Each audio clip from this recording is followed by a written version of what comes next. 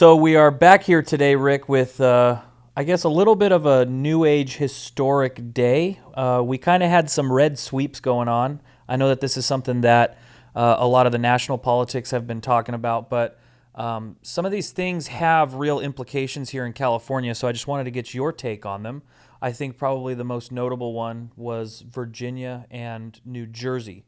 If you want to go through those, I think we got the governor and the lieutenant governor, was it?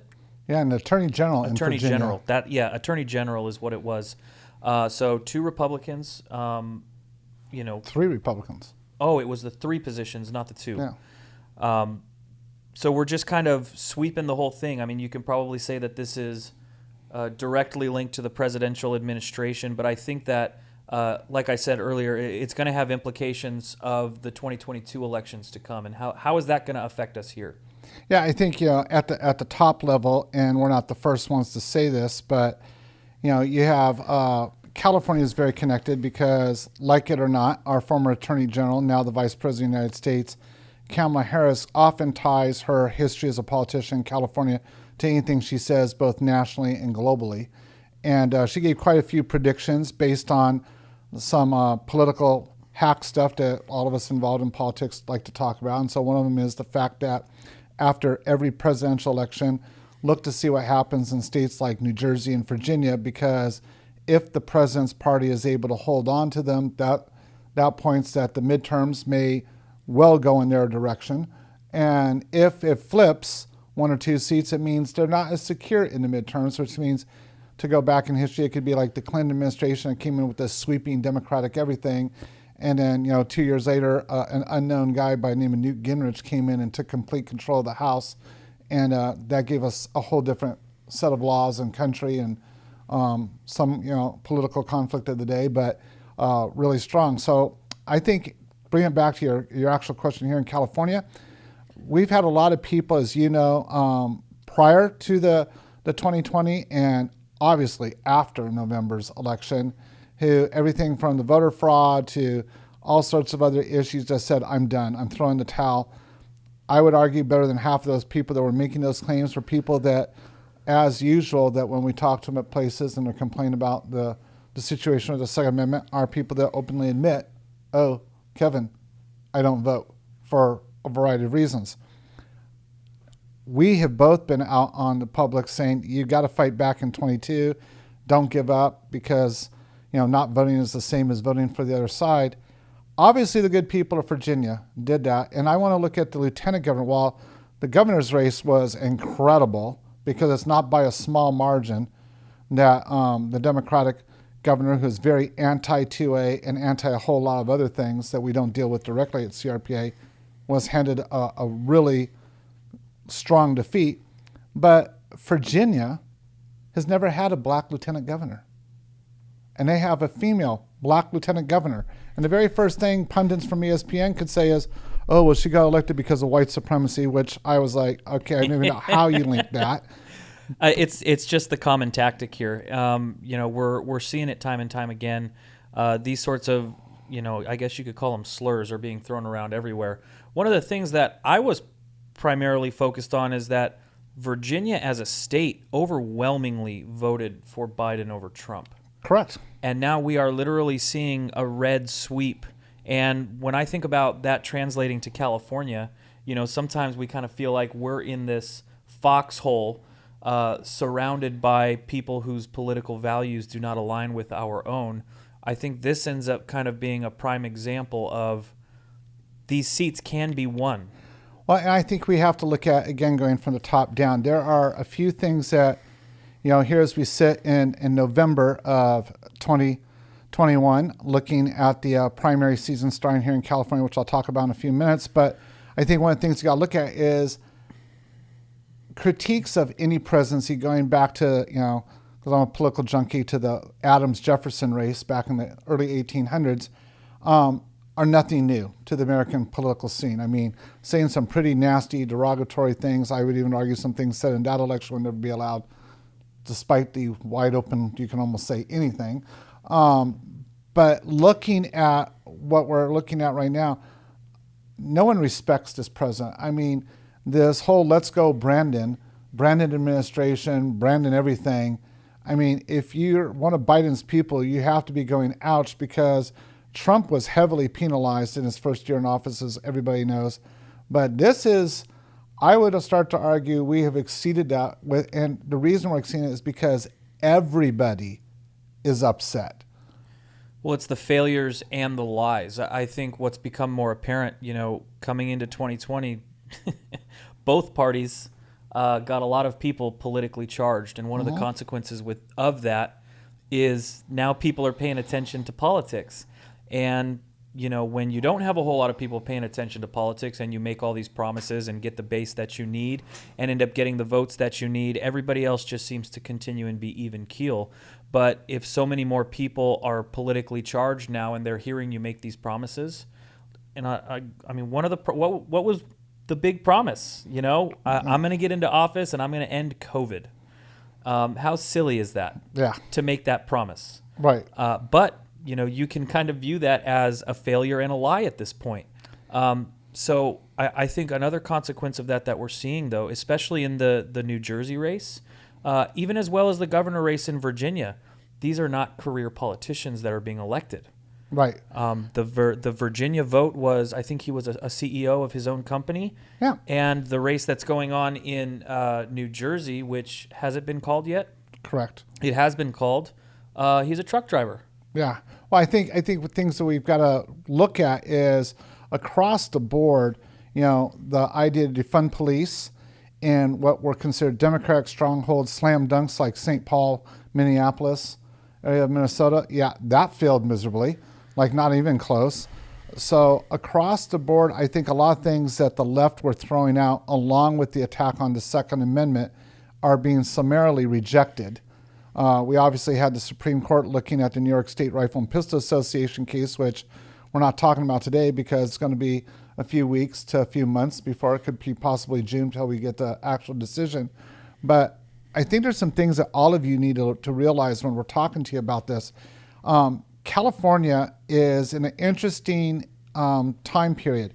Normally, we wouldn't talk about politics really this time of the year because, we would be waiting for February 14th when, generally speaking, the Secretary of State says, oh, here's your districts, here's your candidates, and rock and roll, and now here goes the primary through June, and then the actual general that goes on to November. That has all been changed, folks, and I want to highlight a couple things on that. We did the census under the previous federal administration of Donald Trump. Census was done, it was approved, it was passed, and then somehow when the new office came in to take over the presidency, that census data did not make it to the Secretary of State's office in California. It's been delayed, and now the February date for redistricting information and for the candidate declarations has been moved to March, which means we've got less than a 90-day primary, which means this is going to be rapid. So what has happened is everybody's kind of, for lack of better words, relaxed, and so now that political race has already started. You and I are seeing it all over the state. And there are three things that are emerging early on. We have veterans of the last 20 years conflict that are highly motivated after the fall of Afghanistan, who are running for office, so that kind of tragedy never happens again. That has nothing to do with Donald Trump, has nothing to do with Barack Obama, has nothing to do with George W. Bush, the presidents that administered that war. It has to do with the one who botched it up in office, and that is Joe Biden and his administration. And so as a direct assault on that, we have people not just in California, but across the country running, and veterans, when they're ticked off, are highly organized. The second group that I'm seeing a lot of people come out of is, I've never seen a number of religious leaders nationwide say it's time to get involved in politics. And they're doing that because of something you brought up earlier, COVID, and the restrictions against the freedom of religion and allowing people to congregate, and the way it was handled. I think there are ways that governments could have negotiated and worked out some systems where people could still worship freely and be somewhat cautious and protected, but it was an absolute overreach by the government, I think, in most Americans' opinions, and so that's being pushed back. And then, on an equal plane, anybody with any common sense, and I guarantee you can go talk to former people who have worked in emergency medicine like myself, we've all known for decades that there are not enough firemen, policemen, and paramedics and EMTs and nurses in the field to handle a disaster ever. So lie number one, we have enough people in the field. No, we don't. We don't have enough people in the hospitals without any mandates or any of the other stuff going on. Number two is, let's defund them. And, Kevin, it's like that old thing, like if you go to a firehouse and you're mocking cops, the firemen and firewomen are going to jump in on that in a heartbeat. But when you're an outside group and you mock the cops, the firemen are like, what the hell do you think you're doing? Yeah. Like, that's just going to be what comes out of their mouths. Like, it's okay for the inner rivalry, but when you attack one, you've attacked all of it. And you see that in New York where, like, paramedics, firefighters, and cops are lining up going, no, you're not telling any of us what to do. And so when you see this pushback, we now have a lot of former law enforcement from both parties running for office going, we're sick of this. This isn't what's right. This is probably the most fertile ground ever in the past, I would argue, 30 years in California for significant changes to be made from local government, being your city councils, all the way through county and your state assembly and state senators. Yeah, there's just been so many things that have been pointing people in this direction for too long now. And I don't think a whole lot of it is going to stand. And you know what? I mean, here, you and me, we go out and we talk to people just, traditionally throughout the year. We talk about legislation. We talk about litigation. These are all byproducts of elections. Yep. I want to make that really clear. It is the people that we elect that make our laws. And when they make laws that we don't like, we always, tend to feel a little bit helpless. But this is the time where, it's possible to make that difference. So, I know that as far as the work I'm doing, I'm going to be out trying to get people aware of, who's running in their areas. And honestly, it's the lower levels. It is the city council. Sheriff. It is the sheriff. It is the board of supervisor. These people are, we've said it before, they cut their teeth at the lower level and they end up working their way up.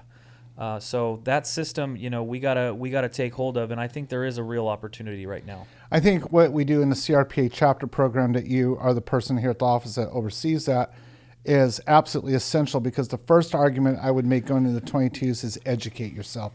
You have to become educated. And I'll give you from what I'm working with some of these candidates and getting all the voter issues ready for our members is, number one, know that the enemy of our belief systems and stuff are going to try to divide us and conquer us. That is play one every day of our lives. And so anything that you see that starts off with don't like him or her because they're in an insert whatever stuff is put out there, do not take that at face value. Question all of it. Look for all the evidence. Question the evidence. And as I've always told you, Kevin, follow the money. Because when you follow the money, you all of a sudden are like, oh, wait, they can't possibly be my friend because George Soros paid for their last campaign. Well, the thing is that we always tell ourselves that we, the people, that's a common thing. And, I want to challenge you guys, drop a comment in this video. When was the last time you addressed your local government? Because there are paths to doing that. And let us know what you were talking about. Could be a good thing, could be a bad thing. But if we are going to talk the talk about how we are the people and the government should work for us, we got to start walking the walk. And the way that we do that is even on an individual basis. I know it's easier when we're in groups like the chapter program. But even on an individual basis, it is possible to go and represent yourself and your community by talking to your locally elected officials. And I want to break that down for a second. I mean, I think a lot of our people feel that they do talk, and I've had this conversation more times than we have hands and fingers in the studio. But talking to your friends, like me having lunch like I did today with Kevin, and saying, oh, this really chaps my hide, so to speak, that's not moving the ball because, well, Kevin and I are fairly similar in our thought patterns. And so Kevin's like, yeah, chaps mine too. Okay, great. Kevin agrees with me. I didn't change a vote. I didn't move a ball. It's having those conversations with people that aren't Kevin or Rick, people that are like on the fence first, and go and talk to them. And if somebody that opposes you, don't get scared. They're your prop to make your case to that other person. I just believe that, you know, Virginia is a great example. People got out into droves, walked their neighborhoods. They went old school and remembered all politics are local. And that's like a 2,000-year-old adage, comes out of Rome. They are. And if you can get out locally and start talking to people, you can start moving the ball and start finding people. And the other thing is, hold them accountable. You know, talking to a really good friend of one of my kids, who they've had a baby, and they, you know, a couple of years ago, and they were looking at babysitters, and they were kind of like, I don't know, hesitant to me. And I'm like, you know, the babysitter works for you. Like, this babysitter came in with like, these were all their demands to watch their kid. I'm like, you're paying them, right? Yeah, they work for you. Yeah. They can say they don't want to work under certain conditions. That's their right. But if they've agreed to work under the conditions, they work for you. You have the right to tell them. Newsflash, politicians don't have a job unless you hire them. And that is done with the vote. And if you want to fire them, you need to tell them. And more times than not, you and I have seen politicians come out and say, I believe in this coffee cup. Oh, you guys don't believe in the coffee cup? Oh, I don't even know how that coffee cup got in my hand. Like, bad coffee cup. Like, they'll change their mind because they live their lives literally by licking their finger and placing it to see which way the wind's blowing. So when they're not afraid, that's because the wind isn't blowing against them. We're the wind. We need to be the wind that blows them off their little perch and says no. And if they won't listen, because some of them are arrogant, fire them by voting somebody else in. And that's the beauty. A lot of these offices are 2-year offices. So always remember, when the person gets in the office, you don't have to wait 2 years to give them crap. You can start tomorrow, because they get elected in that first Tuesday of November. They start, like, Congress people, assembly people, start the re-election campaign the very next day. And we're already starting to see, people come out, and not all of them are politicians. Right. There's a lot of people like us. Yeah, and that doesn't necessarily mean this won't be a trial by fire process, but somebody can't do something good unless you give them the opportunity to when it comes to politics. So I would say, we're going to continue and do the work that we do to make sure and vet as many people as possible, because our primary objective is to make sure that the Second Amendment is at the top of these people's minds when they are voting up in Sacramento. So we're going to do that too, and I would encourage anybody else to do the same. Well, you throw out a challenge, and so in today's video, I'm going to be a little competitive, and I'm going to throw out a challenge. Ask yourselves this as you're listening to this video: are your Second Amendment rights, the ability to protect you, your loved ones, and your family, better off in November of 2021 than they were a decade ago? And if the answer is no, they're not better, then ask yourself, how many politicians and how involved in this fight? Because I would argue the fight to defend your family isn't when the bad person crosses the threshold. That fight has already been going on for decades, and you need to get involved, because part of protecting your family is making sure you have the ability to do so. So you guys, make sure, like, share, and subscribe this video. We're trying to get this message out to as many people as possible. And by doing those things, you can certainly help do that. Thanks, and we'll see you again next time.